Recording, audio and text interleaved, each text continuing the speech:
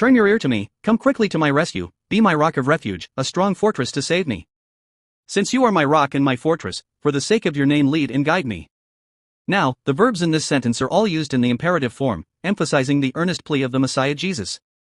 However, in the sense that the plea of the Messiah Jesus is surely fulfilled and accomplished, rather, this emphasizes that it will surely be so in the future.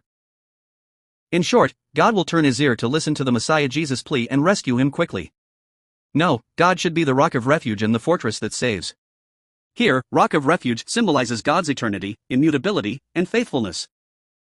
In short, it can be seen that God the Father made a covenant of redemption with the Messiah Jesus before eternity, which was that if the Messiah Jesus came to this earth in a physical body and died by shedding his blood on the cross, God the Father would make the Messiah Jesus come back to life from that death on the cross. In other words, this covenant of redemption of God never changes, just like a solid rock, and God will surely keep that promise, making the Messiah Jesus himself come back to life from that death on the cross. No, God will protect and guard the Messiah Jesus himself from all attacks of the forces of Satan, just like a sturdy fortress. Since you are my rock and my fortress, for the sake of your name lead and guide me. Now, at the very beginning of this sentence, the Hebrew conjunction key is used to speak about the reason for the strong faith and conviction that God will make the Messiah Jesus himself come back to life from that death on the cross. In short, the reason is that God is the rock and the fortress of the Messiah Jesus himself. How about it? The Messiah Jesus emphasizes once again that God the Father is his own rock and fortress.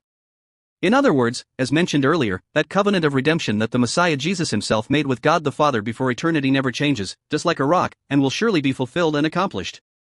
No, God will surely protect and guard the Messiah Jesus himself, just like a fortress. Here, your name refers to the eternity, immutability, and faithfulness of God who made the covenant of redemption before eternity and is fulfilling that covenant. Also, guide me here has the meaning of to lead to a place with water to rest, and to restore vitality, and it is in the imperfect form. In short, although it is translated as a plea guide me here now, actually, it is better to translate it as you will lead me to a place with water to rest or you will restore my vitality. This depicts the image of a shepherd not only protecting and guarding the flock from lions or hyenas on that meadow, but also leading them to quiet waters to boost the vitality of the exhausted flock. In short, even for the sake of God's eternity, immutability, and faithfulness, he will surely lead the Messiah Jesus himself and restore his vitality. In other words, God will surely make the Messiah Jesus himself come back to life from that death on the cross.